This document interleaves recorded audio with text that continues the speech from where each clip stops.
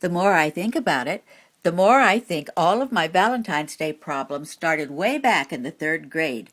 That year, we'd cut out hearts and cupids for a week. My teacher was a recycler, even back then. So all of our hearts and cupids had the school lunch schedule printed on the back. We were to attach the hearts to a shoebox we were supposed to bring in the next day. That was my first problem. I only got new shoes twice a year.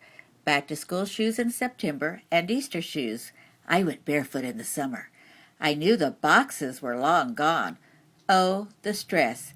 The next day, I tried to get my box covered with crepe paper really fast before the other kids found out that it once held my grandma's orthopedic walking shoes. This was in the days before glue guns, so decorating the boxes was an all-day project.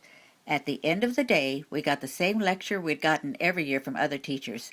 You must bring a card for everyone in the class. You may not leave anyone out. More stress. My mom always bought just one package of Valentines. Sometimes it was short one or two. The year before, I'd spent all night praying that 3 kids in my class would come down with chicken pox before their school bus picked them up. No one did. In junior high, things started to get really ugly when our teachers gave up on the shoeboxes and began giving dances so we could go and prove to everyone we couldn't. We drank so much red punch, our braces were pink. The ends of most of the girls' sashes were wet in back. Don't ask why. In high school, my mother refused to make dress pattern number 34566, the strapless number with the optional spaghetti straps, and instead sewed dress pattern number 45678 that had all the parts the first pattern didn't. College was liberating. I discovered retail shops, enchanted lands of sparkly strapless, backless, and sleeveless formals. I was in heaven. What else could a girl wish for, unless it was a date? My roommate said I should put out a little something, so I put out a box of chocolates. Still no date. After I married, I missed a few Valentine's Day celebrations because my husband was flying search and rescue missions in Vietnam. There came a day when 2 Air Force fighters safely escorted him back to Long Binh because his O-1 bird dog was damaged. At least, that was the way he put it. I later learned that damaged was same for shot full of holes. I forgot all about the chocolates that year.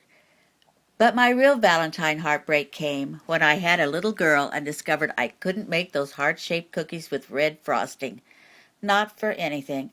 I didn't know how those other moms got that frosting so red, but mine, when tinted the right shade of passion, tasted a lot like toxic waste must taste, only sweeter. With my grandchild, I've wised up.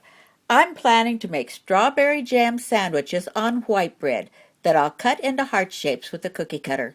Maybe I'll mix some chocolate chips into the jam.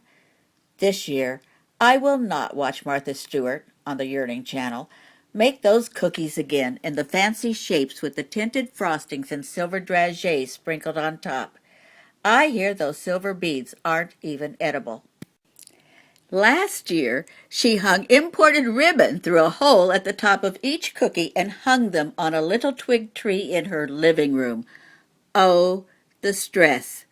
I hide my cookies in an old shoebox, sans crepe paper, under my bed, where shoeboxes and my cookies belong.